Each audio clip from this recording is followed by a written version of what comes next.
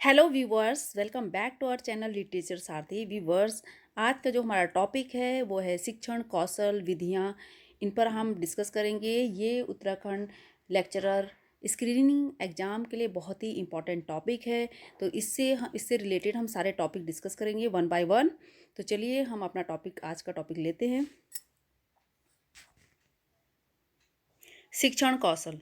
शिक्षण कौशल हम किसे कहते हैं? क्या होता है शिक्षण कौशल? शिक्षण में जब हम कुछ कुशलता की बात करते हैं तो उसे ही कुशलता की बात करते हैं, तो उसे ही क्या कहा जाता है? शिक्षण कौशल कहा जाता है। शिक्षण कौशल अर्थात शिक्षण कार्य में कुशलता। इसका आशय शिक्षक द्वारा शिक्षण देते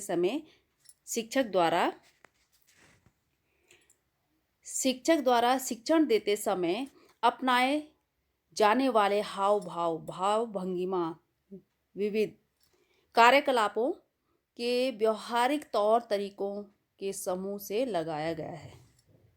शिक्षण कौशल की परिभाषाएं। डॉक्टर बी के पासी के अनुसार शिक्षण कौशल क्या है?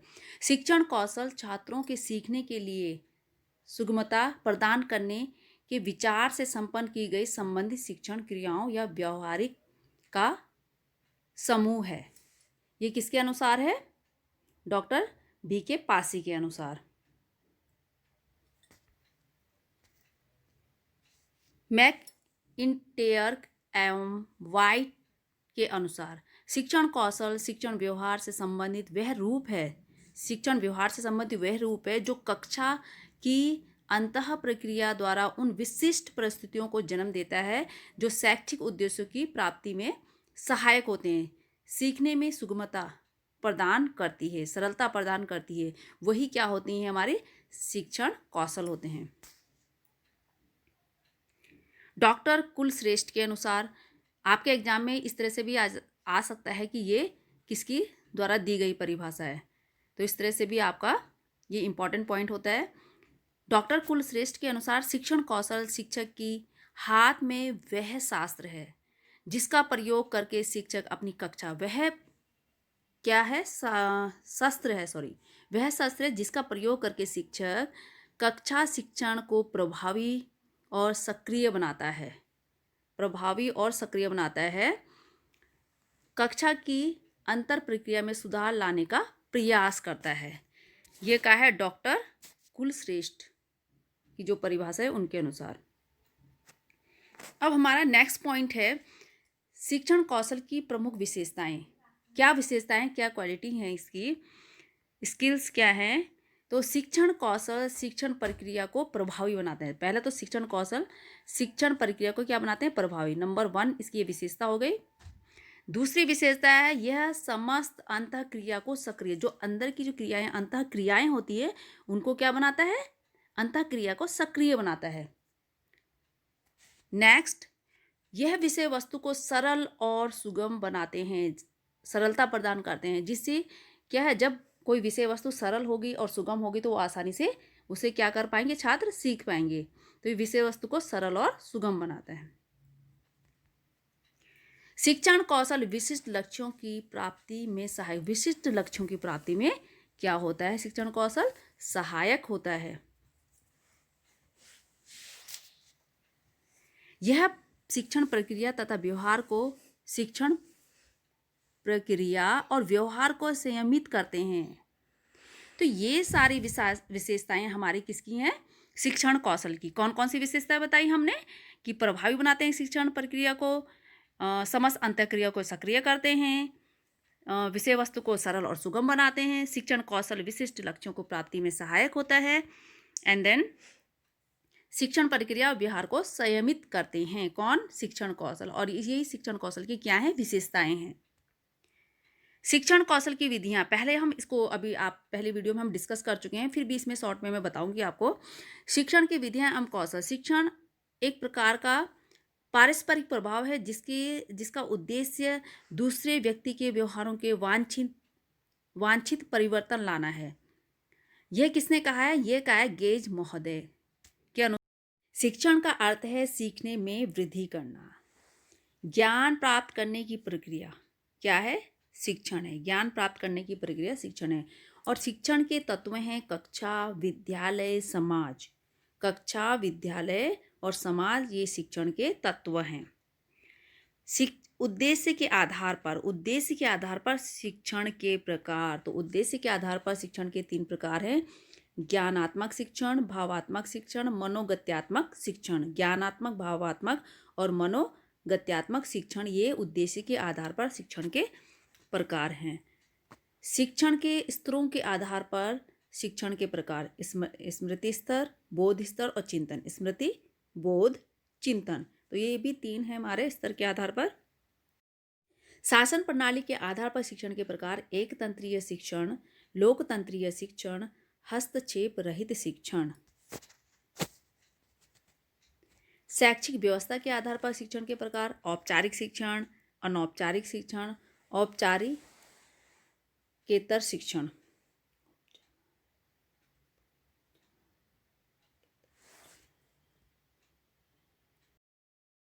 शैक्षिक व्यवस्था के आधार पर शिक्षण के प्रकार: औपचारिक शिक्षण, अनौपचारिक शिक्षण, औपचारिकेतर शिक्षण। ये भी 3 प्रकार के हैं। शिक्षण की अवस्थाएं। शिक्षण की कौन कौन सी अवस्थाएं होती है? शिक्षण की 3 अवस्थाएं होती हैं: पूर्व क्रिया अवस्था, अंतः प्रक्रिया अवस्था और उत्तर क्रिया अवस्था। तो ये शिक्षण की 3 हैं: पूर्व, अंतः और उत्तर। पूर्व क्रिया अवस्था क्या है? कक्षा में जाने से पूर्व की जो क्रिया की गई है उसी को हम पूर्व क्रिया, कक्षा में जाने से पहले जो क्रिया करते हैं वही पूर्व क्रिया अवस्था होती है। अंतः क्रिया अवस्था कक्षा में जाने के बाद की गई क्रिया। जब कक्षा में विद्यार्थी चले जाता है उसके बाद जो क्रिया होती है उसे अंतः क्रिया अवस्था कहा जाता है। उत्तर क्रिया अवस्था सीखे गए कार्य का शिक्षक द्वारा मूल्यांकन करना। शिक्षण विधियां हैं शिक्षण को रुचिपूर्ण एवं प्रभावशाली बनाने का तरीका। शिक्षण को रुचिपूर्ण और प्रभावशाली बनाती हैं शिक्षण विधियां। व्याख्यान विधि है कठिन अंशों को सरल बनाना। व्याख्यान विधि के द्वारा कठिन अंशों को सरल बनाया जाता है। एक पूर्ण एवं विस्तृत कथन होता है स्पष्टीकरण विधि में। एक पूर्ण और विस्तृत कथन होता है स्पष्टीकरण विधि में। सामाजिक विज्ञान के लिए आवश्यक विधि है सामाजिक विज्ञान यानी कि जिसको हम एसएसटी कहते हैं, विवरण विधि। कौन सी विधि है? विवरण विधि। पूर्ण शाब्दिक चित्र प्रस्तुत करके समझाया जाता है। पूर्ण शाब्दिक चित्र प्रस्तुत करके किस में समझाया जाता है? वो विधि है वर्णन विधि, जिसमें हम चित्र प्रस्तुत कर समझाते हैं। शिक्षण की प्रमुख विधियां। अभी हम इन शिक्षण विधियों के बारे में बात कर रहे हैं। बार बार हम इस टॉपिक को रिपीट करते जा रहे हैं जिससे कि क्या हो, ये आपके माइंड में फीड हो जाए सारी बातें। तो व्याख्यान विधि, स्पष्टीकरण विधि, विवरण विधि, वर्णन विधि, कहानी कथन विधि, निरीक्षित विधि, अध्ययन विधि, उदाहरण विधि, प्रत्युत्तर विधि, आगमन विधि, निगमन विधि, विश्लेषण विधि, संश्लेषण विधि, प्रश्नोत्तर विधि, प्रोजेक्ट विधि, डाल्टन विधि, किंडरगार्टन विधि। ये सारी विधियां हैं हमारी शिक्षण कौशल की, जिनके द्वारा शिक्षण कार्य को क्या बनाया जाता है? आसान बनाया जाता है इन विधियों का प्रयोग करके। किंडरगार्टन विधि। कहानी कथन विधि द्वारा हम क्या करते हैं? कहानी कथन विधि द्वारा सूक्ष्म तथा जटिल अंशों को सरल बनाया जाता है। व्यक्तिगत भिन्नता तथा क्रियाशीलता के सिद्धांत पर आधारित है विधि। उस विधि को कहते हैं कौन सी?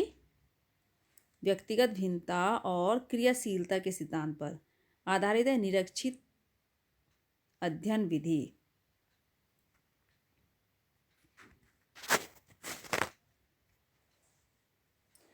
उदाहरण प्रविधि का प्रयोग किया जाता है। जहाँ पर हम उदाहरण देकर बच्चों को समझाते हैं वो छात्रों की विचार शक्ति तथा कल्पना शक्ति के विकास एवं वृद्धि के लिए इस विधि का प्रयोग किया जाता है। उदाहरण प्रविधि का बच्चों के विचार शक्ति और कल्पना शक्ति के विकास।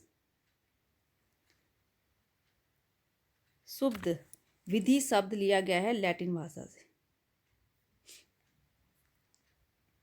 प्रदर्शन विधि की विशेषता है शिक्षक एवं छात्र दोनों को सक्रिय, इसमें दोनों लोग सक्रिय होते हैं, छात्र भी सक्रिय होते हैं और शिक्षक भी। कौन सी विधि में? प्रदर्शन विधि में।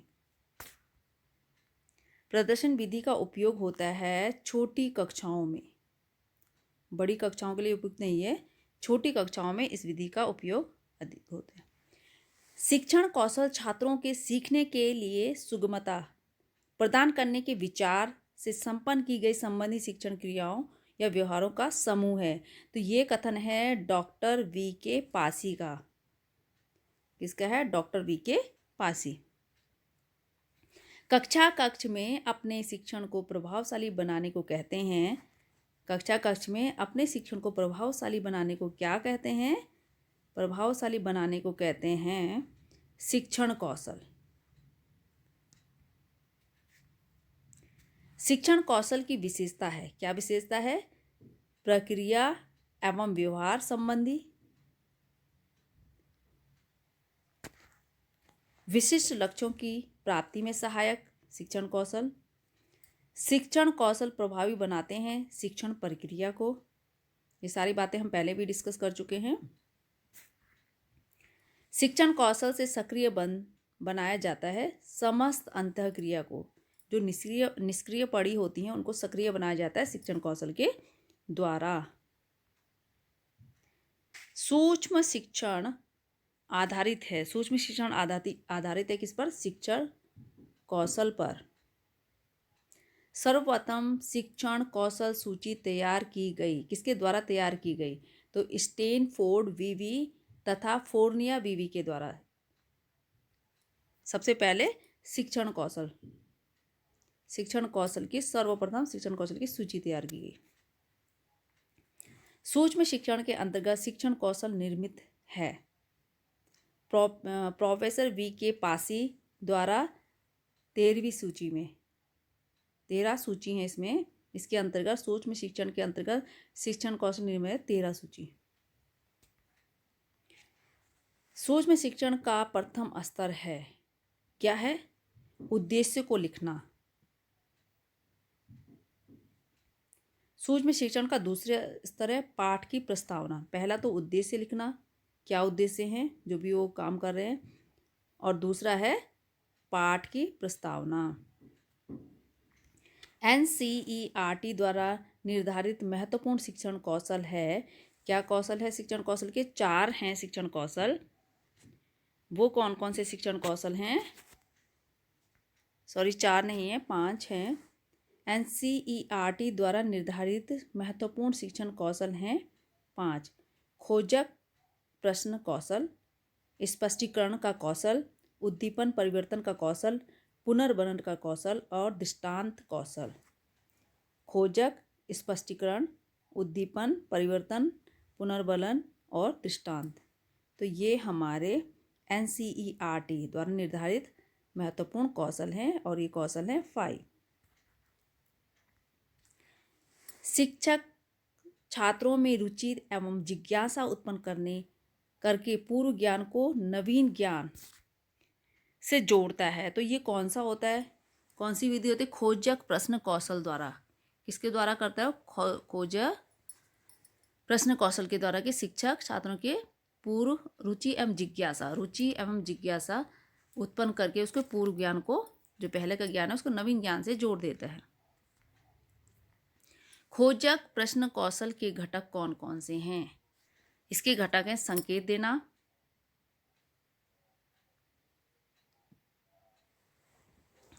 देना, विस्तृत सूचना प्राप्ति, पुनः केंद्रीकरण, पुनः संप्रेषण, आलोचनात्मक जागरूकता। ये सारे हैं खोजक प्रश्न कौशल के घटक। विषय वस्तु पर आधारित क्रमबद्ध तथा सार्थक कथन शिक्षक द्वारा दिए जाते हैं। किसमें दिए जाते हैं? स्पष्टीकरण कौशल द्वारा। विषय वस्तु पर आधारित क्रमबद्ध और सार्थक कथन दिए जाते हैं स्पष्टीकरण कौशल के द्वारा। ध्यान को पाठ में लगाए रखने के लिए शिक्षक अपने व्यवहारों में जानबूझकर जो परिवर्तन लाता है, जानबूझकर परिवर्तन लाता है, वो परिवर्तन होता है उद्दीपन परिवर्तन कौशल द्वारा। ये परिवर्तन लाया जाता है उद्दीपन परिवर्तन कौशल के द्वारा, जब शिक्षक जानबूझकर अपने व्यवहार में परिवर्तन लाता है। उद्दीपन परिवर्तन कौशल में शिक्षक को अपने हाव भाव में परिवर्तन करना चाहिए। अनुक्रिया की बारंबारता बढ़ जाती है। अनुक्रिया की बारंबारता बढ़ जाती है। कब बढ़ जाती है? पुनर्बलन कौशल के द्वारा, जब पुनर्बलन दिया जाता है। पुनर्बलन के प्रकार कितने प्रकार के होते हैं? धनात्मक पुनर्बलन, ऋणात्मक पुनर्बलन। ये दो प्रकार के होते हैं। धनात्मक कौन सा होता है? धनात्मक पुनर्बलन कौशल का घटक है। प्रशंसात्मक कथनों का प्रयोग, जब हम किसी बच्चे की कोई अच्छा काम करता है या कुछ थोड़ा सा भी उसने अच्छा किया तो हम उसकी प्रशंसा कर देते हैं, तो इसको धनात्मक पुनर्बलन कौशल का घटक कहा जाता है। और शिक्षक नवीन, जटिल व अमूर्त ज्ञान को सरलता से छात्रों तक पहुंचाता है। तो उसे जब किसी नवीन, जटिल और अमूर्त ज्ञान को सरलता से छात्रों तक पहुंचाना होता है, किसके अंतर्गत आता है? दृष्टांत कौशल के द्वारा। दृष्टांत कौशल के द्वारा किस ज्ञान को? नवीन, जटिल एंड अमूर्त। दृष्टांत कौशल में प्रयोग होता है, किसका प्रयोग होता है दृष्टांत कौशल में? चित्र एवं उदाहरण का प्रयोग होता है। दृष्टांत कौशल के प्रकार हैं शाब्दिक और अशाब्दिक। दो प्रकार हैं दृष्टांत कौशल के, उदाहरण के द्वारा या चित्र के द्वारा, शाब्दिक और अशाब्दिक। कहानी कथन है, जो कहानी कथन होते हैं कहानी के द्वारा, वो शाब्दिक उदाहरण है कहानी कथन। शाब्दिक उदाहरण है जैसे घटना का वर्णन करना, चुटकुले, कविता। घटना का वर्णन करना, चुटकुले, कविता, लेख, ये सारे हमारे शाब्दिक उदाहरण हैं। अशाब्दिक उदाहरण किसके द्वारा होता है? मॉडल, चित्र, मानचित्र, रेखा चित्र, प्रायोगिक प्रदर्शन, ये सारे अशाब्दिक में आते हैं। कक्षा कक्ष प्रबंधन कौशल है। कक्षा कक्ष प्रबंधन, शिक्षक द्वारा कक्षा में प्रभावशाली शिक्षण अधिगम। शिक्षक द्वारा कक्षा में प्रभावशाली शिक्षण अधिगम क्या है? कक्षा कक्ष प्रबंधन कौशल।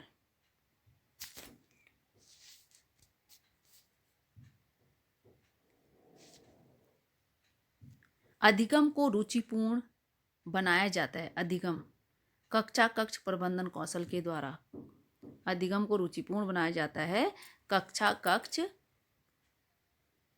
कौशल के द्वारा। शिक्षण कौशल का मूल्यांकन किया जाता है। शिक्षण कौशल का क्या किया जाता है? मूल्यांकन किसके द्वारा किया जाता है? अनुसूची एवं रेटिंग स्केल से। अनुसूची, रेटिंग स्केल। आगमन विधि के जनक हैं अरस्तु। आगमन विधि के जनक हैं अरस्तु। इसमें क्या होता है कि पहले क्या दिया जाता है? उदाहरण दिया जाता है और उसके बाद उसके पहलुओं पर पहुंचा जाता है। आगमन विधि के जनक हैं अरस्तु। उदाहरण से नियम तक पहुंचना, अभी बताया मैंने, उदाहरण से नियम तक पहुंचना ही आगमन विधि है। और आगमन विधि का उपयोगी होती है प्राथमिक शिक्षा के स्तर पर। प्राथमिक स्तर पर ये बहुत ही उपयोगी विधि है आगमन विधि। उदाहरण देते हैं और फिर नियम तक पहुंचते हैं, और इसके जनक हैं अरस्तु। शिक्षण सूत्र हैं, 11 शिक्षण सूत्र हैं। ये कौन कौन से सूत्र हैं? ज्ञात से अज्ञात की ओर, पहला सूत्र। दूसरा, सरल से जटिल की ओर, पहले सरल चीजें फिर धीरे धीरे कठिनाई की ओर। अनिश्चित से निश्चित की ओर। अनुभूत से युक्ति युक्त की ओर। अनुभूत से युक्ति युक्त की ओर। मूर्त से अमूर्त की ओर। विश्लेषण से संश्लेषण की ओर। प्रत्यक्ष से अप्रत्यक्ष की ओर। विशिष्ट से सामान्य की ओर। मनोवैज्ञानिक से तार्किक क्रम की ओर, आगमन से निगमन की ओर और पूर्ण से अंश की ओर। तो ये 11 सूत्र हैं। 11 सूत्र किसके हैं? ये 11 सूत्र हैं हमारे शिक्षण सूत्र। ज्ञात से अज्ञात, सरल से जटिल, अनिश्चित से निश्चित, अनुभूत से युक्ति युक्त, मूर्त से अमूर्त, विश्लेषण से संश्लेषण, प्रत्यक्ष से अप्रत्यक्ष, विशिष्ट से सामान्य, मनोवैज्ञानिक से तार्किक क्रम की ओर, आगमन से निगमन की ओर, पूर्ण से अंश की ओर। तो ये सारे भी आप फीड कर लीजिए अपने माइंड में। छात्रों के पूर्व ज्ञान के आधार पर नवीन ज्ञान देना, पूर्व ज्ञान के आधार पर उसको एक नया ज्ञान देना, ये कौन सी विधि में आता है? ज्ञात से अज्ञात की ओर। जो पहला ज्ञान है उसको फिर अगले नए अज्ञात ज्ञान से जोड़ देना। पूर्व ज्ञान से नवीन ज्ञान का ज्ञान देना ही ज्ञात से अज्ञात की ओर है। ये सरल प्रत्यक्ष के क्रमानुसार जटिल प्रत्यक्ष बनाना, सरल से जटिल की ओर। अगर पहले हम बच्चों को जटिल चीज़ें दे देंगे तो वो क्या हो जाएंगे? वो उस चीज़ को कर नहीं पाएंगे। लेकिन पहले हम सरल सरल चीज़ें उन्हें बताएंगे तो धीरे धीरे वो सीखते जाएंगे। शिक्षक छात्रों की अनिश्चित धारणाओं को निश्चितात्मक प्रदान करता है, अनिश्चित से निश्चित की ओर। ठोस अनुभूत सत्यों की खोज, अनुभूति के बाद ही युक्ति युक्त चिंतन आता है। युक्ति युक्त चिंतन आता है अनुभूत से युक्ति युक्त की ओर। किसी तथ्य या समस्या को बांटना है विश्लेषण। किसी तथ्य और समस्या को बांटना ही विश्लेषण है। सूचनाओं को जोड़कर समग्र रूप से समझाना, सूचनाओं को जोड़कर समग्र रूप से समझाना क्या है? संश्लेषण। ज्ञान को स्थायित्व प्रदान करना ही संश्लेषण है। ज्ञान को क्या प्रदान करता है? स्थायित्व। कौन? संश्लेषण। वर्तमान ज्ञान के बाद भूत अथवा भविष्य का ज्ञान देना, प्रत्यक्ष से अप्रत्यक्ष की ओर। वर्तमान ज्ञान से भूत अथवा भविष्य का ज्ञान देना। भूत मतलब जो बीत चुका है, भविष्य आने वाला। विशिष्ट नियम के से सामान्य नियम की ओर चलना, विशिष्ट से सामान्य की ओर चलना, विशिष्ट से सामान्य ज्ञान की ओर। मनोवैज्ञानिक ढंग से शिक्षण के पश्चात मानसिक विकास के लिए अनुकूल ज्ञान को तर्कसंगत सम्मत बनाता है। मनोवैज्ञानिक ढंग से शिक्षण के पश्चात मानसिक विकास के अनुकूल ज्ञान को तर्कसंगत कौन बनाता है? मनोवैज्ञानिक ज्ञान से तार्किक ज्ञान की ओर। आगमन विधि है उदाहरण से नियम की ओर और निगमन विधि है नियम से उदाहरण की ओर। मीन्स आगमन का अपोजिट ही निगमन होता है। आगमन में हम क्या करते हैं? पहले उदाहरण देते हैं और निगमन में हम पहले क्या करते हैं? नियम से चलते हैं उदाहरण की ओर। तो दोनों ही एक दूसरे के विपरीत हैं।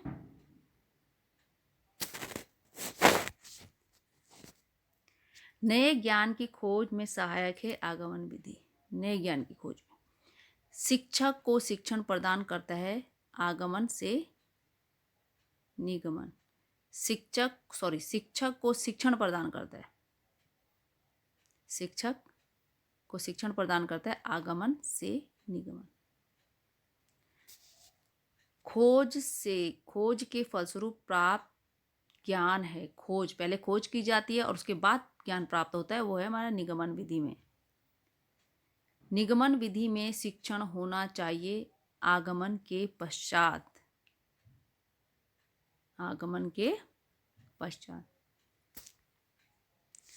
निगमन विधि के जनक कौन है? अरस्तु। ये हम डिस्कस कर चुके हैं।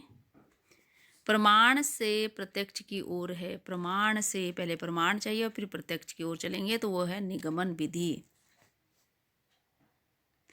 निगमन विधि है सामान्य से विशिष्ट की ओर। योजना पद्धति है किलपैट्रिक की। योजना पद्धति किसके द्वारा बनाई गई? किलपैट्रिक के द्वारा। किलपैट्रिक हैं प्रयोजनवादी। क्या है ये? प्रयोजनवादी। प्रयोग में विश्वास करता है प्रयोजनवाद। प्रयोग में, प्रयोग करने में विश्वास करता है प्रयोजनवाद। प्रयोजनवाद के जनक हैं डीवी, जॉन डीवी या डीवी। हेलेन पार्कहर्स्ट जनक हैं डाल्टन विधि के।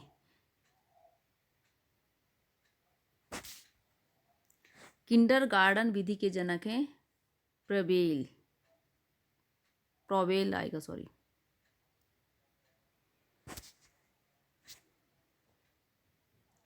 निगमन विधि उपयोगी है उच्च कक्षाओं के लिए। आगमन विधि तो हमने प्राथमिक स्तर के लिए बोली है, जिसमें उदाहरण देकर समझाया जाता है, और निगमन विधि उपयोगी होती है जिसमें पहले नियम हम डिस्कस करते हैं, तो वो उच्च कक्षाओं के लिए। किंडरगार्टन का शाब्दिक अर्थ है बच्चों का बगीचा। किंडरगार्टन। मारिया मॉन्टेसरी जनक है मॉन्टेसरी विधि की। मारिया मॉन्टेसरी, इनके नाम पर ये इसका नाम रखा गया है, इस विधि का। आर्मस्ट्रॉन्ग जनक हैं ह्यूरिस्टिक विधि के। ह्यूरिस्टिक विधि के हैं आर्मस्ट्रॉन्ग। ह्यूरिस्टिक का शाब्दिक अर्थ है खोज करना। ह्यूरिस्टिक शब्द है कौन सी, उससे लिया गया? ग्रीक भाषा का शब्द है ये। महात्मा गांधी जनक हैं बेसिक शिक्षा प्रणाली के। वृद्धा योजना के प्रतिपादक कौन हैं? वृद्धा योजना के प्रतिपादक भी गांधी जी हैं। वृद्धा योजना लागू हुई थी 1937 में। 1937 में कौन सी योजना? वृद्धा योजना। सुकरात जनक है प्रश्नोत्तर विधि के, जिसको हम सुकरात विधि भी कहते हैं। संवाद विधि के जनक है प्लेटो।